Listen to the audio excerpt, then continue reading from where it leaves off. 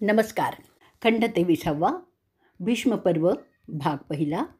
आज आपण ऐकणार आहोत भगवद्गीता पर्व अध्याय 5 कर्मसन्यास योग भाग 25 आहे. अर्जुन विचारतो की हे कृष्णा, तू एकदा कर्मसन्यासाची आणि पुन्हा कर्मयोगाची प्रशंसा करतोस, तेव्हा या दोहोंपैकीही अधिक श्रेयस्कर जे असेल तेच निश्चित करून मला सांग. त्यावर भगवान म्हणतात, कर्मयोग आणि कर्मसन्यास योग हे दोन्हीही मार्ग मोक्षदायकच आहेत. तरी त्यातील विशेष योग्य असतो कर्मयोग, कारण तो विश्वाच्या कार्याला पोषक असतो. अरे अर्जुना, जो कशाचीही अपेक्षा न ठेवता काम करतो तो संन्यासी समजला जातो. असा मनुष्य ते कर्म करूनसुद्धा त्यापासून मुक्तच असतो, कारण तो मनाने आणि बुद्धीने त्यापासून मुक्त असतो. वस्तुतः हे दोनही एकच आहेत. फक्त अडाणी पढीक लोक अज्ञानामुळे त्यांना वेगवेगळे समजून गोंधळ करतात. कोणालाही कर्म चुकवता येत नाही हे तर तू समजलं आहेस. म्हणून निष्काम कर्म, आता हे कर्म म्हणजे कर्म करूनही न केल्यासारखं म्हणजे निष्काम कर्म. निष्काम कर्म करणं म्हणजेच न गुंतता काम करणं हाच खरा मार्ग आहे, हाच खरा यज्ञ ठरतो. ज्या माणसाला त्याच्या कामातील निसर्ग नियमांचं आणि मर्यादांचं पूर्ण ज्ञान आहे तो मनुष्य कधीही कार्यभ्रष्ट होत नाही. खरा कर्मयोगी तो जो पाहताना, ऐकताना, स्पर्श करताना, वास घेताना, अगदी खाताना, पिताना, गिळताना, चालताना, झोपताना, अगदी संभोग घेताना, श्वासोच्छ्वास करताना, त्याग करताना, ग्रहण करताना, डोळे मिटताना आणि उघडताना, मुतताना, हाकताना आणि इतर इथे न सांगितलेली ही कर्म सदैव असं समजून ते सगळं करत असतो की त्याची इंद्रिय आपापल्या विषयाच्या ठायी आपोआप प्रवृत्त आहेत आणि असं समजून ते करत आहेत. अशा वैचारिक अवस्थेमुळे अशा सर्व कर्मांपासून तो मुक्त असतो. अशा विचारसरणीमुळे त्याची आध्यात्मिक ऊर्जा त्या कामांमुळे बाधत नाही. पापमय ढोंगी संमात्र हे सगळे विधी मनाने आणि बुद्धीने बद्ध होऊन करत असतो, तरीही ते तसं करत नाही असा कांगावाही करतो आणि त्याद्वारा स्वतःची आणि इतरांची फसवणूक करण्यात धन्यताही मानतो. त्याला तर मिथ्याचारीच म्हणतात. असे ढोंगी लोक खऱ्या ज्ञानी माणसाचं सोंग घेऊन समाजाची फसवणूकच करत असतात. म्हणून अरे परंतपा, अशा माणसांपासून समाजाचं संरक्षण करण्यासाठी खऱ्या कर्मयोगाला शस्त्र घेऊन त्या ढोंगी मिथ्याचारी लोकांचा विध्वंसच करायचा असतो.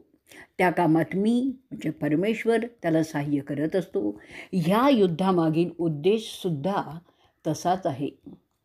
अशा विध्वंसाला पाप समजलं जात नाही, कारण त्यामुळे त्याची आध्यात्मिक ऊर्जा कमी होत नाही, उलट प्रसंगी ती वाढतच असते.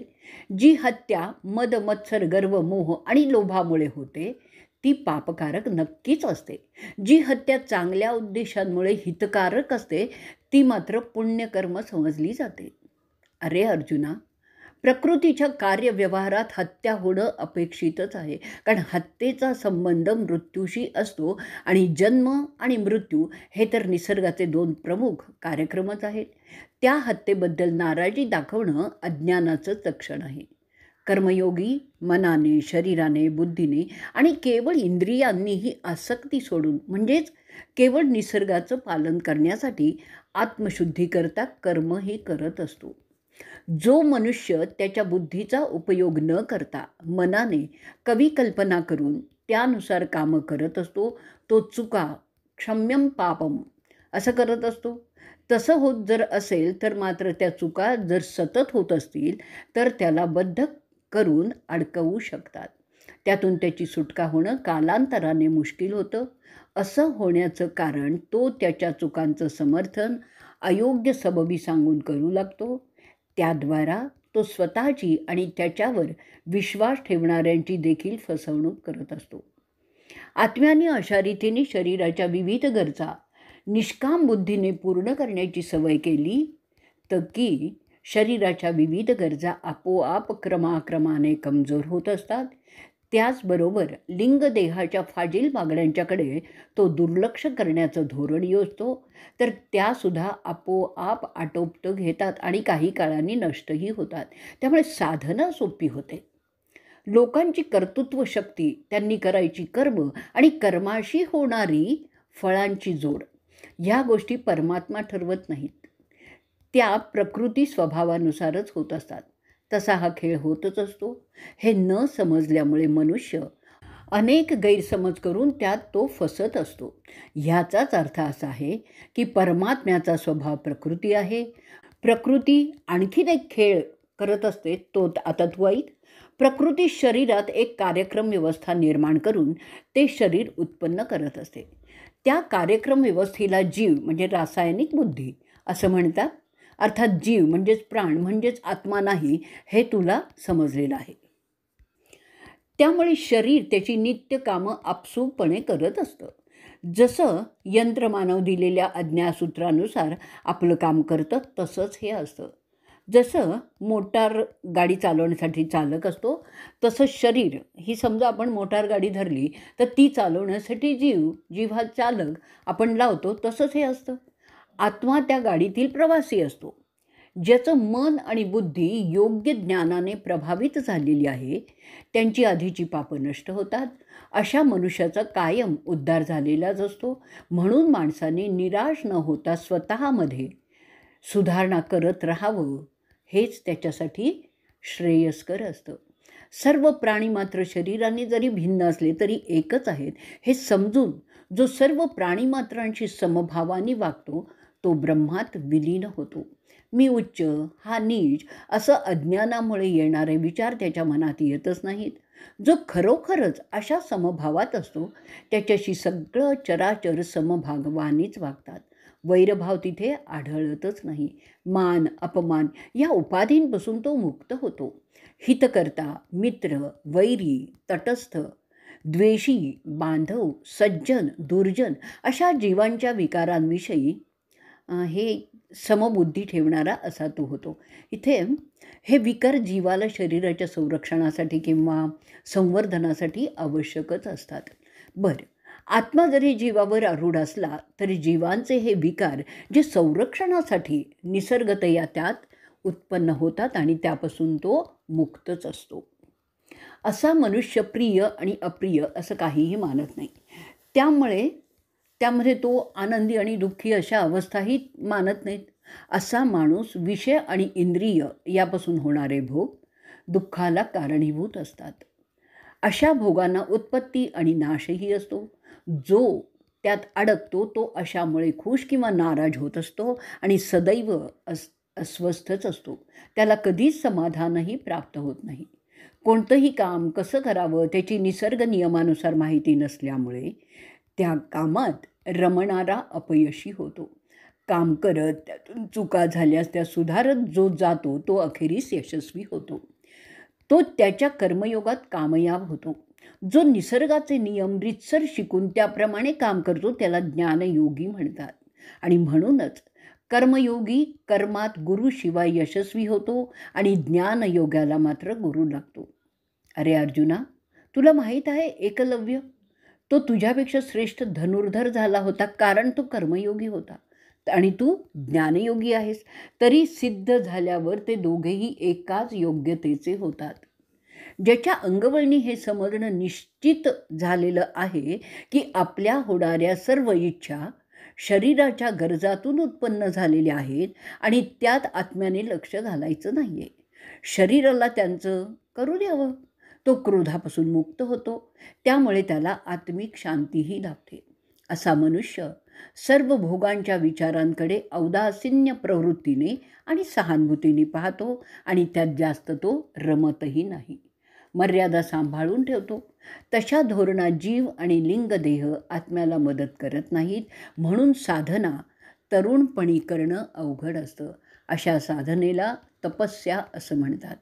अशा रीतीने अनेक जन्म सर्व भोगांपासून अलिप्त अवस्थेत राहून जो तपस्या करतो तो ब्रह्मनिर्वाण रूप मोक्ष प्राप्त करू शकतो. अशा रीतीने तयार झालेला असा योगी नंतर दुसऱ्यालाही शिकवू शकतो. तो गुरु बनू शकतो. असा ज्ञानी ज्ञानयोगाने सिद्ध झाला की कर्मयोगाने ते महत्त्वाचं नसतं. इथेच आपण भगवद्गीता पर्व भाग 25वा संपवणार आहोत. भाग 26वा अभ्यासयोग अध्याय 6. श्रीकृष्ण म्हणतात की कर्माच्या फळांची इच्छा न ठेवता जो आपलं कर्तव्य करतो तो संन्यासी आणि तोच योगीही समजावा. गृहस्थाश्रमांचा त्याग करून कोणतीही जबाबदारी न घेता जो केवळ कर्मकांडात आणि तशाच निरर्थक व्रतवैकल्यात वेळ फुकट घालवतो तो संन्यासी किंवा योगी नसतो. कर्मसन्यास म्हणजे काहीही काम न करता असा अर्थ घेऊन जे केवळ आळसात त्यांचा वेळ घालवतात ते मूर्ख असतात. असे लोक स्वतःची आणि इतरांची निव्वळ फसवणूक करत असतात. कर्मसन्यास म्हणजे खऱ्या अर्थाने निष्काम वृत्तीने आपली कर्तव्य करीत राहणं असं आहे. योगसिद्धी संपादन करून इच्छिणाऱ्यास निष्काम कर्म हे साधन सांगितलेलं आहे आणि जो योगसंपन्न झाला त्याला समबुद्धी स्थिर राखण्यासाठी शांती हेच साधन आहे. वासना किंवा इच्छा जी केवळ शरीरधर्माने योगक्षेमाने प्राप्त होते ती पूर्ण करण्यामुळे प्रकृतीला ती चालू राहण्यात मदत करत असते आणि म्हणूनच अशा प्रपंची लोकांना निसर्गरूपी परमेश्वर मदत करत असतो. परंतु केवळ वासनांच्या व्यसनात जे अडकतात त्यांच्या वासना भोगाच्या कर्मामुळे प्रकृतीला तिच्या विहित कार्यात पीडा होते आणि म्हणून त्या सर्व लोकांचा सर्व प्रकृतीला त्रासच होत असतो. मनुष्याने स्वतःचा उद्धार करावा. आपला नाश आपण करून घेऊ नये, कारण अखेरीस आपणच आपले हितचिंतकही असतो आणि शत्रूही असतो. शरीराच्या म्हणजे जीवाच्या बंधनातून सुटका करण्यासाठी दुसरा कोणीही आत्म्याला मदत करत नसतो. दुसऱ्या शब्दात जर सांगायचं ठरलं तर वासनांचं व्यसनात रूपांतर न होऊ देता मनुष्य स्वतःला आणि त्याच्या समाजाला तारू शकतो. योगाने एकांतात राहून मन आणि बुद्धी यांचा निग्रह करून कोणत्याही इच्छा न करता आणि लोभपाठ सोडून सतत योगाभ्यासाकडेच मन लावावं. इथे योगाभ्यास म्हणजे शरीराच्या वासनांपासून गरजांपासून मुक्त राहण्यासाठी आणि त्या वासनेचेच विचार मनात सतत येऊ नये म्हणून दुसऱ्या कुठल्या तरी विषयात मन रमवायचं असतं. जसं शास्त्राभ्यास, कलाविकास, संशोधन कार्य इत्यादी. काही वेळा केवळ इष्टदेवतांचं ध्यान करणं हे सुद्धा योगाभ्यासातच येतं. मन एका वेळी फक्त एकाच गोष्टीचं एकाग्र चिंतन करू शकतं ह्या त्याच्या गुणांचा इथे वापर केला जातो. म्हणजे असं की जर योगी शास्त्राभ्यास करत असेल किंवा इष्टदेवतेवर एकाग्र चिंतन करत असेल तर त्यावेळी तो कोणत्याही वासनांचा विचार करू शकत नाही. अशा योगाभ्यासाने तो माणूस शरीराच्या वासनांपासून दूर राहतो आणि असं सतत होत राहिलं तर यथावकाश शरीराच्या वासनासुद्धा कमी होत जातात आणि शेवटी नष्टही होतात. यालाच अभ्यास योग असं म्हणतात. हे अर्जुना, अति खाणारा किंवा मुळीच न खाणारा, तसंच अति झोपणारा किंवा मुळीच न झोपणारा अशा मनुष्याला अभ्यास योग साध्य होत नाही.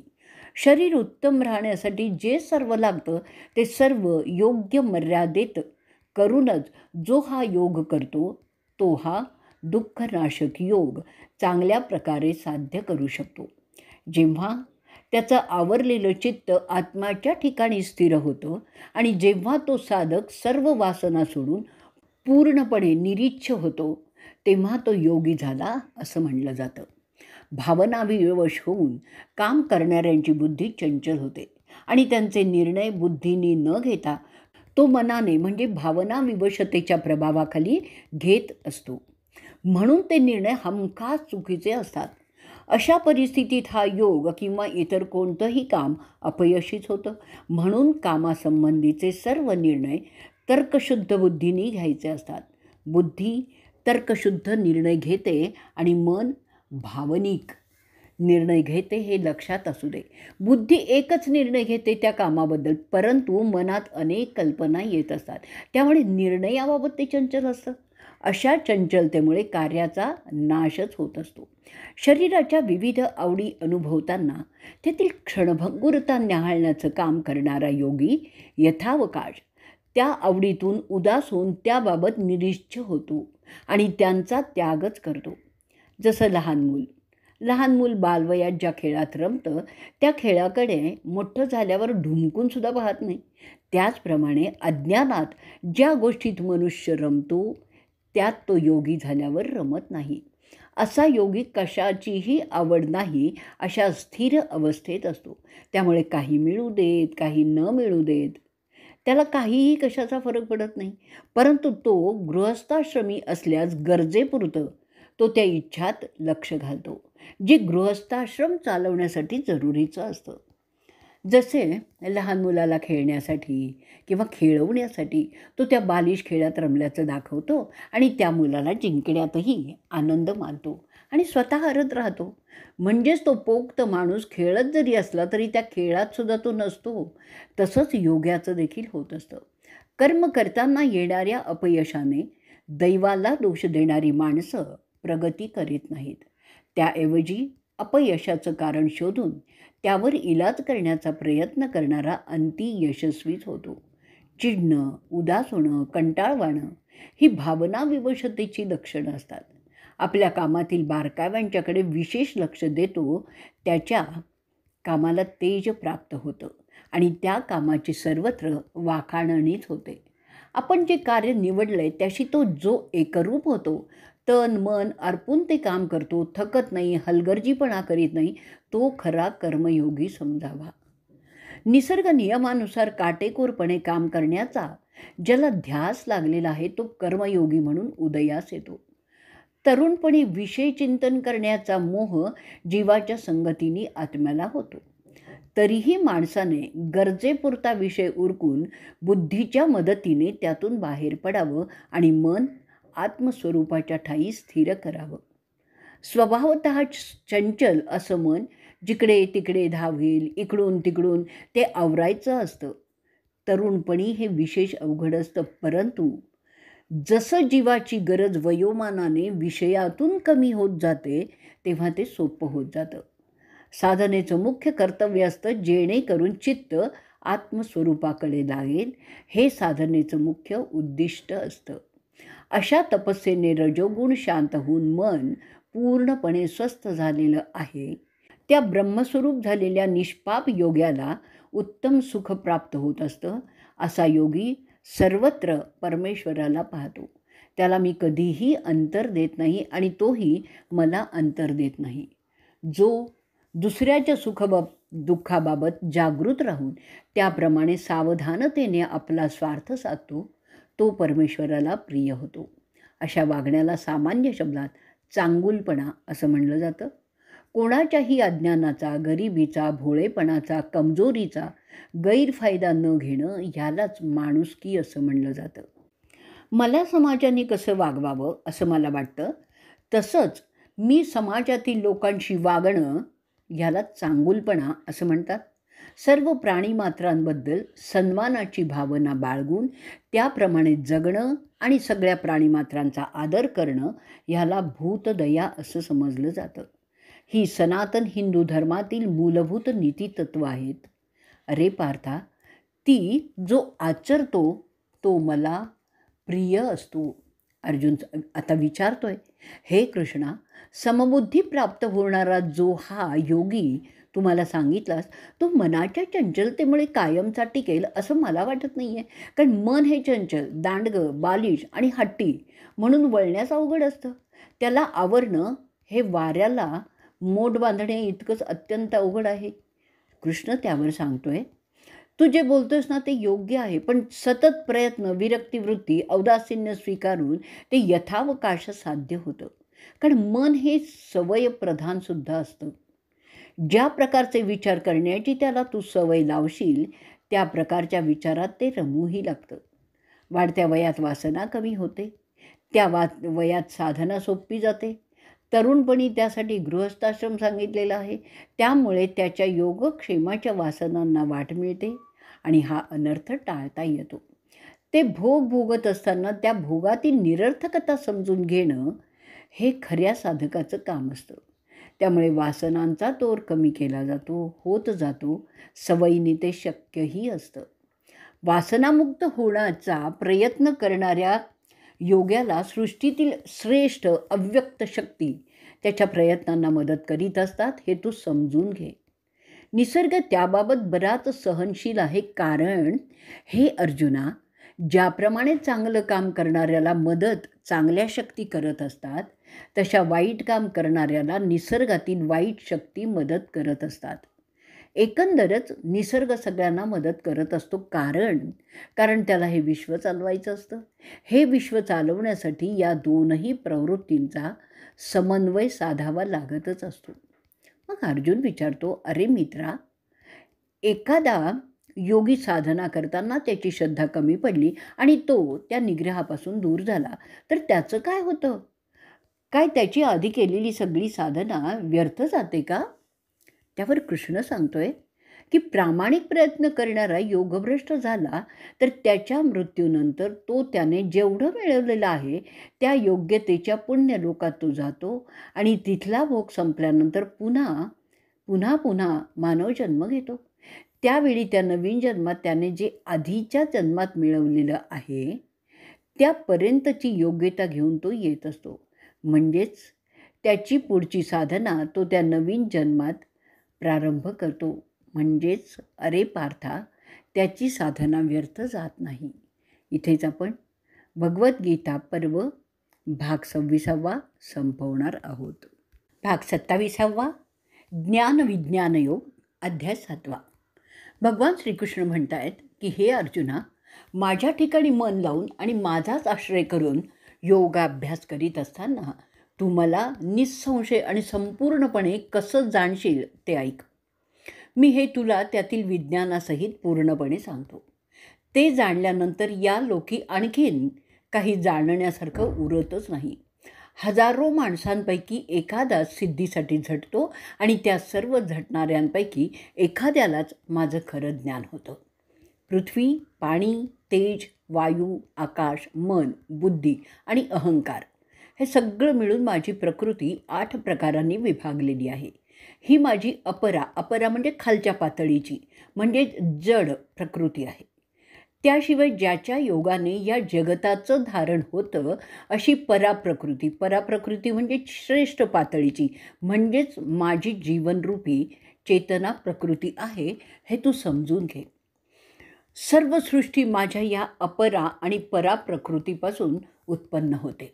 म्हणून मीच या अखिल जगाचं उत्पत्तीस्थान आणि विलयस्थान आहे. अरे अर्जुना, माझ्याहून श्रेष्ठ आणि वेगळं असं काहीही नाही. त्यासाठी जे मूलभूत तत्त्व ज्याला रचना म्हणतात त्याचा अर्थ असा आहे की दोऱ्यात ओवलेल्या अनेक मण्यांप्रमाणे हे सगळं विश्व माझ्या ठायी ओवलेलं आहे. या विश्वातील सर्व गोष्टी त्यांच्या रचना तत्वानुसार एकमेकांना बांधलेल्या आहेत. म्हणूनच ह्या विश्वातील कोणतीही एक गोष्ट इतर कोणत्याही गोष्टीशी बद्ध असते. हे जाणणं म्हणजे ज्ञान आणि त्यानंतर स्वतंत्र आहेत हे समजणं हे अज्ञान. हे तू लक्षात घे. अर्जुना, पाण्यातील रस मी, सूर्यामधील प्रभा मी, सर्व वेदातील ओंकार मी, आकाशातील शब्द मी, पुरुषातील पराक्रम मी आहे, पृथ्वीवरील उत्तम सुवास मी, अग्नीतील तेज मी, सर्व प्राणीमात्रातील प्राण मी आणि तपस्व्यांतील तेजही मीच आहे. हे पार्था, सर्व पदार्थांच्या अनादी बीज मी आहे असं समज. बुद्धिमंतांची बुद्धी मी, तेजस्वी लोकातील तेज मी, बलवंतातील वासना आणि आसक्तीविरहित बळ मी आहे. सर्व भूतांच्या ठिकाणी धर्माला नैतिकतेला विरुद्ध न जाणारा काम देखील मीच आहे. जे सात्विक, राजस आणि तमस भाव आणि पदार्थ आहेत ते सर्व माझ्यापासूनच उत्पन्न झालेले आहेत असं तू जाण. परंतु मी त्यांच्यात नसतो, ते मात्र माझ्या आश्रयाने असतात. ह्या सत्व रज तम गुणात्मक पदार्थांनी मोहित होऊन हे जग, त्यांच्या पलीकडे असणारा निर्गुण अविनाशी असा जो मी म्हणजे परमेश्वर, त्याला ते जाणतच नाहीत. ही माझी त्रिगुणात्मक अलौकिक माया पार होण्यास कठीण आहे असं जे म्हणतात, जे जाणतात ते मलाच शरण येतात, तेच या मायेला तरुण पार करू शकतात.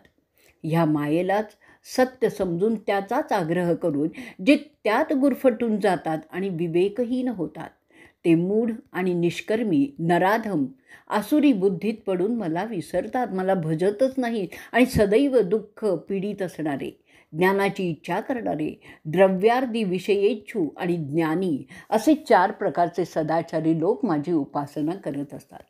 ह्या चारात नेहमी निष्कामतेने काम करणारा, वागणारा आणि अनन्य भक्ती करणारा असा जो समजूतदार म्हणजे सुज्ञ तो श्रेष्ठ आहे. कारण सुज्ञ भक्ताला मी अत्यंत प्रिय असून ते मला प्रिय असतात.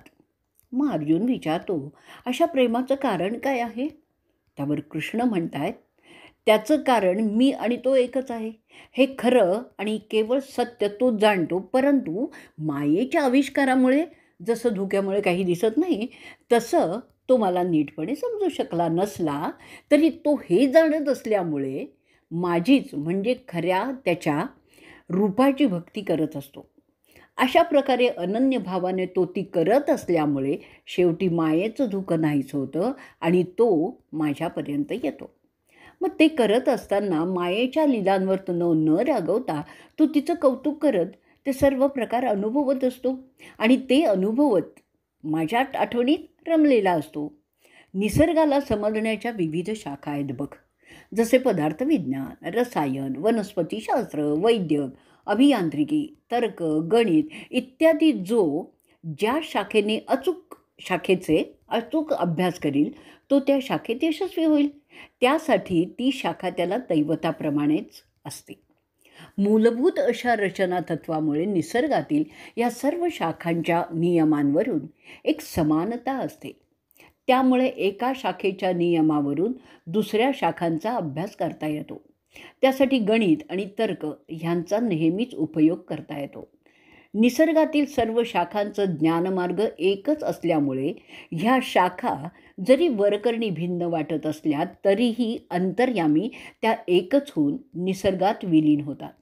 जे जाणकार सर्व शाखांचे मूलतत्व एकच आहे हे जाणून काम करतात त्यांना निसर्गाला समजणं सोपं असतं.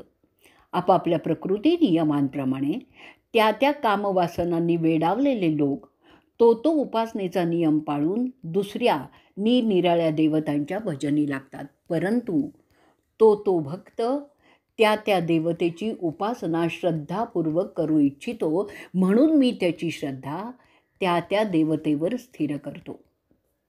सृष्टीचा कारभार चालवण्यासाठी अनेक उपशक्तिपीठं मी निर्माण केलेली आहेत.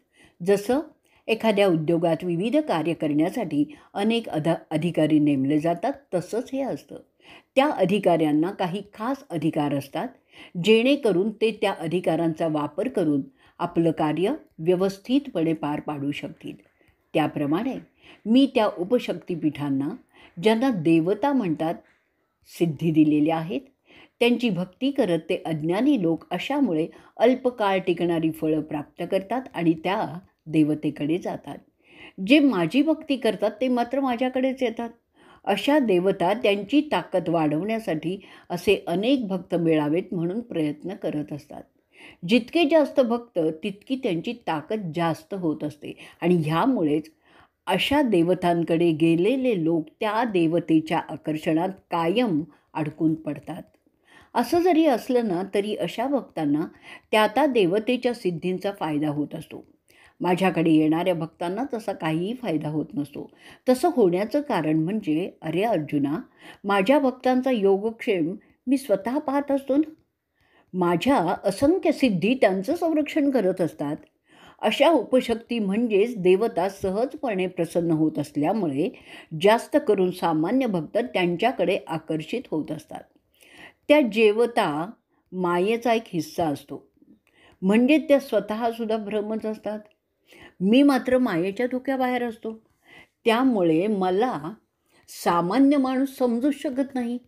माझे भक्त मला प्रत्यक्ष पाहू शकत नसल्यामुळे माझी अनेक काल्पनिक रूपं तयार करून त्यांच्या माध्यमातून ते मला पाहण्याचा प्रयत्न करत असतात. त्या चित्रांपुढे किंवा मूर्त्यांच्या पुढे ते माझी आळवणी करत असतात. त्यातून मूर्तीपूजा उदयाला आली आहे. ते भक्त त्यांच्या अज्ञानामुळे त्या विविध मूर्त्यांच्या करता एकमेकात भांडत असतात. कोणती मूर्ती खरी असं ते वाद घालत असतात. ते सगळं त्यांच्या अहंकारामुळे निर्माण झालेल्या अज्ञानामुळेच होत असतं.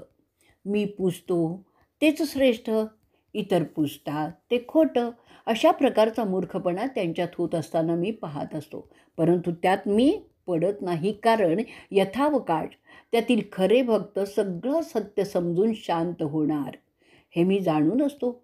देवतांची पूजा करणारे त्यांच्या मृत्यूनंतर त्या देवतेच्या गणात सामील होतात. माझे उच्च पदाला गेलेले भक्त माझ्या गणात येतात. हे अर्जुना, मी भूत, वर्तमान आणि भविष्य काळातील सर्व प्राणीमात्रांना जाणतो, पण मला मात्र कोणीही जाणत नाही. हे परंतपा अर्जुना, जीवावर आरूढ झालेला अज्ञानी आत्मा जीवाच्या अनेक इच्छा आणि त्यातून उत्पन्न होणारे द्वेष, द्वंद्वाच्या मोहाने सृष्टीत भ्रम पावतो. ह्याही परिस्थितीत सत्कर्माचरणी लोकांचं पातक त्यांच्या वाढत्या आध्यात्मिक ऊर्जेच्या प्रभावाखाली नष्ट झालेलं असतं. त्यांचा पुण्यप्रभाव त्यामुळे वाढत असतो आणि ते माझ्या अधिकाधिक जवळ येत असतात. त्यांच्या मृत्यूच्या वेळीसुद्धा ते मलाच स्मरत असतात. जे देवतांचे भक्त त्यांची आराधना करत त्यांची पुण्य पातळी उच्च करत असतात, ते त्या प्रभावामुळे अखेरीस माझ्यात येऊन मिळतात. कारण अरे अर्जुना, त्या देवतासुद्धा माझाच भाग असतात. त्यांचा भ्रम नाहीसा झालेला असतो आणि ते त्यांच्यात आणि माझ्यात एकच तत्व आहे त्याचा साक्षात अनुभवही घेत असतात. त्यांची सर्व दुःख नाहीशी झालेली असतात. आणि इथेच आपण आपला भाग 27वा संपवणार आहोत. भाग 28वा, अक्षर ब्रह्मयोग, अध्याय 8. अर्जुन विचारतो की ब्रह्म म्हणजे काय, अध्यात्म कशाला म्हणतात, कर्म म्हणजे काय, अधिभूत कशाला म्हणतात, अधिदैवत कशाला म्हणतात, ते आता मला कृष्णा सांग. हे मधुसूदना, अधियज्ञ तो कोणता आणि तो या देहात कसा आहे, त्याचप्रमाणे मनोनिग्रही पुरुषांनी तुला कसं जाणावं ते सुद्धा मला सांग. आता भगवंत उत्तर देत आहेत. अत्यंत श्रेष्ठ आणि अविनाशी असं जे आदितत्व ते ब्रह्म आहे. स्वयंभूने हे प्रथम त्याच्या विचाराने निर्माण केलं आहे. प्रत्येक वस्तूचा जो मूळ भाव आहे, जो मूळ स्वभाव आहे, ते त्याचं अध्यात्म आहे.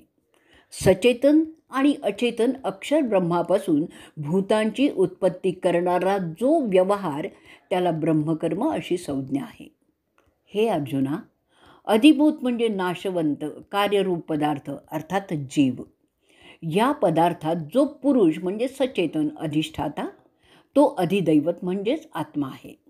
अधियज्ञ म्हणजे सर्व यज्ञांचा अधिपती म्हणतात तो मीच आहे. आणि ह्या देहाच्या ठिकाणी अधिदेह, देह धारण करणाऱ्यांमध्ये मी श्रेष्ठ आहे.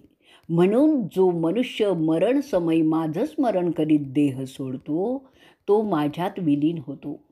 किंवा हे अर्जुना, मरणसमयी जीवात्मा म्हणजे देहधारी आत्म्याला जीवात्मा असं म्हणतात, तो जीवात्मा ज्या देवतेचं स्मरण करत प्राण म्हणजे जीव सोडतो, त्या दैवतात तो जाऊन मिळतो. एकचित्ताने अभ्यासपूर्वक सतत प्रयत्न करून परमेश्वराचं स्मरण करत तू जगलास तर शेवटी मलाच येऊन मिळणार आहेस. तसं न करता केवळ वासनामय विचारात आयुष्य जर घालवलंस तर त्या वासनांच्या विचारात अडकलेला असा तू मरणोत्तर अतिदुःखमय सतत अस्वस्थ असा अंतराळात भटकत राहशील. मद म्हणजे घमेंड आणि मत्सर म्हणजे द्वेष ह्या विचारात आयुष्यभर राहणारे लोक त्यामुळे दुर्गंधयुक्त नरकात गटांगळ्या खात बराच काळ तडफडत राहतात. त्यांना पुनर्जन्मसुद्धा अत्यंत त्रासदायक अशा कुळात मिळतो. अशा घरात ते जन्म घेतात जिथे आधीपासून त्या दोषांचं साम्राज्य आहे. त्यातून त्यांची सुटका होणं दुरापास्तच असतं. ज्या दोषांना तू ह्या जन्मात वाढवतोस ते दोष म्हणजे काम, क्रोध, लोभ, मोह, मद आणि मत्सर जिथे प्राधान्याने आहे तसं कुळ तुला मिळतं आणि तुझं जीवन कष्टमय होतं. आणि म्हणूनच पार्था, स्वतःच्याच विकृत विचारांच्या कचाट्यात सापडलेले ते आत्मे अधिकाधिक खोल जात असतात, सतत जातात. त्यांचे ते दोष अधिकाधिक वृद्धिंगत होत जाऊन तो शेवटी दिशाहीन असा होतो. त्याला त्यातून बाहेर काढणं सोपं नसतं, कारण ते त्यांनीच स्वतःच्या चुकांनी मिळवलेलं असतं. अशा आत्म्यांना समजतच नाही की आता काय करावं. म्हणून वासनामय विचारात जास्त रमण्याची घोडचूक तू कधीही करू नकोस. सुरुवातीला गोड वाटणाऱ्या त्या वासना विषासारख्या त्या माणसाचा आध्यात्मिक नाश करत असतात. जीवानी वासनात योगक्षेमापुरतंच रमणं हे हितकारक असतं, पण त्यात आत्म्याने रमणं त्या आत्म्यासाठी भयंकर बाधक असतं. वासना आत्म्यासाठी गोड विष असतं हे तू लक्षात ठेव. त्या वासना आत्म्यासाठी नसतात, म्हणून त्यात तू लक्ष घालू नकोस. जीवात्म्याचं भवितव्य अंधकारात ढकलणारे हे वासना विचार अर्जुना तू सोडून दे. देहाच्या जगण्यासाठी जीवाला ज्या 6 प्रेरणा आवश्यक असतात त्यात आत्म्याने गुंतणं श्रेयस्कर नसतं, हे ज्याला समजलं तो चांगला योगी होतो. देवतांची भक्ती करणारे शेवटी त्या देवतेलाच मिळतात, तितकी त्या देवतेची शक्ती जास्त होते. जितके चांगले लोक तिला भक्त म्हणून मिळतात तितकी ती जास्त ताकदवान होत असते. परंतु जितके वाईट लोक तिची भक्ती करतात ना, तेव्हा त्या देवतेची ताकद कमी होते आणि त्या देवता त्यांचा अव्हेर करतात आणि ते वासनासक्त आत्मे वाईट शक्तींच्या आहारी जातात. त्यानंतर ते पापात अडकलेले जीवात्मे त्या पापशक्तीचे गुलाम होतात. त्यांची ताकद जी नकारात्मक असते ती वाढत जाते. मग अर्जुन विचारतो, कृष्णा, मनुष्य चुका का करतो आणि निसर्ग का त्या चुका करत नाहीत, ते आता मला सांग बघू. भगवान सांगतात, माणसात अहंकार त्यातील आत्म्यामुळे अंगीभूत असतो. त्यातून काम, क्रोध, लोभ, मोह, मद आणि मत्सर हे 6 दोष असतात. ते वस्तुतः शरीराच्या संवर्धनासाठी आणि संरक्षणासाठीच आहेत. त्यात आत्म्याने गुंतण्याचं कारण काहीच नसतं, पण ते तसं होतं आणि सगळे चुकू लागतं. निसर्गाला अहंकार नसतो, कारण त्याला ह्या 6ची गरजच नसते. त्याचे व्यवहार करण्यासाठी ती गरज नसते ना. मग निसर्गाचे सगळे व्यवहार यंत्राप्रमाणेच होत असतात. त्यांच्या कामात तर्क आणि गणित असतं, भावना नसतात, ज्या ह्या 6 दोषांमुळे माणसाच्या मनात उत्पन्न होत असतात. म्हणजेच निसर्गाला भावना नसतात. जर मनुष्य ह्या दोषांपासून मुक्त झाला तर तो निसर्गासारखाच होईल ना. मग मनुष्याने अंतर्मुख होऊन त्याच्यातील त्या 6 दोषांचं, त्या 6 प्रेरणांचं वेळोवेळी निरीक्षण करावे आणि त्यांचा आपला आध्यात्मिक उद्धारात त्रास होत नाही आहे ना ह्याची तजवीज करावी. असं करणारा आध्यात्मिक उच्चतेला सहजपणे जाऊ शकतो. ब्रह्मदेवाच्या दिवसाच्या काळात सृष्टीची निर्मिती होते आणि त्याच्या रात्री पुन्हा ती सृष्टी त्यामध्ये विलीन होते. असं हे अव्याहतपणे होत आलेलं आहे. हा प्रकृती परावश पदार्थ समुदाय व्यक्त आणि पुन्हा अव्यक्त होत असताना दुसरं एक सनातन अव्यक्त तत्व आहे. ते सर्व भूतमात्रांचा नाश झाला असताना स्वतः नाश पावत नाही. ज्याला अक्षर अविनाशी म्हणतात, असं जे परम अव्यक्त स्वरूप तीच सर्व प्राणी मात्रांची शेवटची परमश्रेष्ठ अवस्था आहे. जो त्या स्थानाला पोचला तो परत ब्रह्मदेवाच्या सृष्टीत व्यक्त किंवा अव्यक्त अशा कोणत्याही स्वरूपात येत नाही. हे ज्या सुज्ञांनी जाणलेलं आहे तो कधीही या 6 दोषांच्या मोहात पडत नाही आणि तो परम अवस्थेत कायम राहतो, ज्याला मोक्ष असं म्हणतात. इथेच आपण भगवद्गीता पर्व भाग 28 संपवणार आहोत. भाग 29 अध्याय 9 अनन्य भक्तियोग. श्री भगवान म्हणतात, अर्जुना, तू आता समजण्यास योग्य झाला आहेस, म्हणून तुला एक माहिती ज्ञान विज्ञानासहित देतो, ती ऐक. ती नीटपणे समजलास तर तू कर्मबंधनातून मुक्त होशील. हे सर्वश्रेष्ठ ज्ञान पवित्र, उत्तम, प्रत्यक्षबोधी, आचरण्यास सुखकारक, अव्यय आणि धर्म म्हणजे धर्माने मान्य केलेलं असं आहे. मी स्वतः अव्यक्त रूपाने हे जग व्यापलेलं आहे. माझ्या ठायी सर्व सृष्टी आहे, पण मी तिच्यात नाही. सृष्टी निर्माण करणारा मी ती उत्पन्न करूनही तिच्यात नसतो. असं असलं तरी मी माझ्या प्रकृतीला हाती धरून तिच्या ताब्यात गेल्यामुळे परतंत्र असलेल्या ह्या सृष्टीत पुन्हा पुन्हा स्वतःला आणत असतो. मी सृष्टीत असूनही तिच्या कर्मबंधनात अडकत नसल्यामुळे अध्यक्ष होऊन सर्व चराचर सृष्टी प्रसवत पण असतो, म्हणून ह्या जगाची घडामोड होत असते. माझं सर्वश्रेष्ठ स्वरूप न जाणणारे लोक मला मनुष्यदेही समजून माझी अवज्ञा करतात. अज्ञानी माणसं ती मी मूर्तीत किंवा मानव देहात आहे असं समजून माझी त्यात पूजा करतात. माझी वृथा शब्दाने भजन पूजन करत असतात. त्यांना माझं निसर्गरूपी परमेश्वरी रूप कधीही समजत नाही. ते मला त्या मूर्तीतच पाहण्याचा प्रयत्न करत असतात. ते अज्ञानातच राहतात. ते भ्रष्टचित्त लोक मोहात पडणाऱ्या राक्षसी आणि आसुरी स्वभावाचा आश्रय घेऊन वागत असतात, म्हणून त्यांच्या सर्व आशा व्यर्थ होतात. त्यांची कर्म म्हणजे पूजापाठ इत्यादी कर्मकांड तीही निरर्थक होतात. त्यांचे परमेश्वराबद्दलचं ज्ञानही खोटं ठरतं. त्या उलट दैवी प्रकृतीचा आश्रय घेतलेले महात्मे मी सर्व भूतांचं आदिस्थान आणि अव्यय आहे हे लक्षात घेऊन अनन्य भावे मलाच भजतात. निसर्गाचे अनादी अनंत व्यवहार आणि त्या पाठीमागील नियम समजण्यासाठी मनुष्याला विवेक म्हणजेच योग्य अयोग्य समजण्याची विचार पद्धती, तो विवेक शक्ती दिलेली आहे. त्यातील बुद्धी म्हणजे तर्क आणि गणित ह्यांच्या मदतीने तो पंचमहाभूतांना समजू शकतो. परंतु जीव, चेतना आणि रचना तत्व समजण्यासाठी त्याला मनाच्या कल्पना विचार प्रतिभेचा उपयोग होतो. कारण हे पार्था, या तीन तर्क आणि गणितांना समजण्यासारख्या नाही आहेत. अशा रीतीने प्रथम विवेक आणि मग कल्पना विचार वापरून तो सुज्ञ साधक म्हणजेच योगी मला समजून घेतो आणि त्यालाच भजन पद्धती समजावं. मनाच्या विकारांचे दोन भाग आहेत. ते कोणते ते ऐक. एक वैकल्पिक तर दुसरा प्रतिभा. वैकल्पिक हा अहंकाराने होतो. प्रतिभा निसर्गाची शक्ती असते. सर्वच माणसांना प्रतिभा ही निसर्गाची शक्ती प्राप्त असेलच असं नाही. ज्यांना प्राप्त होते ते विलक्षण शोध लावतात. निसर्गाची विचारशक्ती म्हणजेच निसर्गाचं संपूर्ण ज्ञान. प्रतिभा संपन्न व्यक्तीला अंशत्वाने हे प्राप्त होत असते. त्यामुळे विलक्षणरित्या अशी माणसं निसर्गात घडणाऱ्या गोष्टींचं आकलन करत असतात. ते ज्ञान त्याला कसं झालं ते त्यालासुद्धा माहिती नसतं. असं जेव्हा आढळून येतं तेव्हा ते निसर्गाच्या विचारशक्तीमुळे त्याला झालं असं समजावं आणि त्यालाच काही जण चमत्कार असंही म्हणतात. ह्या विश्वात जे आहे आणि जे नाही म्हणजे अव्यक्त ते सर्व मीच आहे.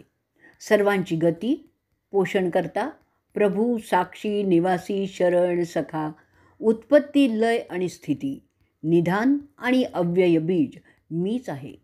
जगातील उष्णता, प्रकाश, पाऊस, अमृत आणि मृत्यू, तसंच सत आणि असत म्हणजे जे आहे आणि जे नाही म्हणजे अव्यक्त ते सर्व मीच आहे. निसर्गाला समजण्यासाठी बुद्धी, मग तर्क आणि गणित आणि प्रतिभा म्हणजे मनाचे कल्पना विचार यांची गरज असते. बुद्धीला प्रयोगशीलता आवश्यक असते. प्रतिभा मात्र काही लोकांना स्वाभाविकपणे अवगत असते. ती प्रयत्न करून मिळवता येत नाही. जे लोक निसर्गाच्या सर्व बारकाव्यांचा अभ्यास करून त्यानुसार आपली कामं रीतसर पार पाडतात त्यांची कामं विनाअडचणच होतात. त्यांना काळजी कशाचीच नसते. शुद्ध मनाने माझी भक्ती करणारे मेल्यावर स्वर्गलोकीत जातात आणि कालांतराने पुन्हा पृथ्वीवर जीवात्मा धारण करून शरीर धारण करून जन्मही घेतात. पुढची अध्यात्मक प्रगती करण्यासाठीच. अशा रीतीने ते माझे भक्त अनेक फेऱ्या मारत स्वर्ग पृथ्वी करत करत शेवटी मलाच मिळतात. जे शरीर आणि भोग हे माझे नसून ते शरीराचे आहेत असं समजून त्यात विशेष न रमता एकाग्र चित्ताने माझं स्मरण करण्यात रमतात ते मात्र माझी जबाबदारी बनतात. मी त्यांचं संरक्षण, संवर्धन, योगक्षेम पाहत असतो. जे मला न स्मरता इतर देवतांची भक्ती करतात ते त्या देवतेला मिळतात, तिची ताकद वाढवतात आणि मेल्यानंतर ते त्या देवतेचे गण बनून राहतात. असे अज्ञानी लोक हे जाणत नाहीत की त्यांची भक्ती व्यर्थ गेलेली नाही, कारण ते ज्या देवतेची आराधना करतात ती देवता अनन्यतेने माझं स्मरण करत असते. बुद्धीने व्यक्त निसर्गाला समजणं सोपं असतं, परंतु अव्यक्त अशा परमेश्वराला समजण्यासाठी मनाची प्रतिभा असावी लागते. निसर्गाला कोणाचाही राग नसतो, तसंच त्याला कोणाही जास्त प्रिय किंवा अप्रिय पण नसतं. निसर्गाला समजून वागणारे वैज्ञानिक असतात. ते सगळे तर्क आणि गणिताच्या मदतीने निसर्गाच्या व्यक्त रूपाचा अभ्यासच करत असतात. मी प्रथम माया उत्पन्न केली, तिने निसर्ग म्हणजे प्रकृती निर्माण केली, त्यात माझा अशुद्ध झालेला भाग अर्थातच आत्मा शुद्ध करण्याचं काम सुरू झालं. म्हणून हा सगळा व्याप मांडलेला आहे, ज्याला काही प्रपंच म्हणतात. म्हणून अरे धनंजया, निसर्ग हे माझं अशुद्ध रूप आहे, म्हणून मी निसर्गात नसलो तरी निसर्गाच्या उत्पत्तीचं कारणच आहे. त्यांच्यामार्फत ही सृष्टी चालवत असतो. मला समजण्याचं काम कोणीही करू शकतं. जो मला समजला तो आत्मा मला मिळतो आणि मग तो कोणीही असो, जसे स्त्री, पुरुष, वैश्य, शूद्र, क्षत्रिय, ब्राह्मण, कुलवान, कुलहीन, दस्यू, आर्य, अनार्य, कोणीही, कारण ती सगळी माझीच रूप आहेत. त्यांना फक्त ते माहिती नाही आहे. ह्याबरोबरच आपण आपला 29वा भाग इथे संपवणार आहोत.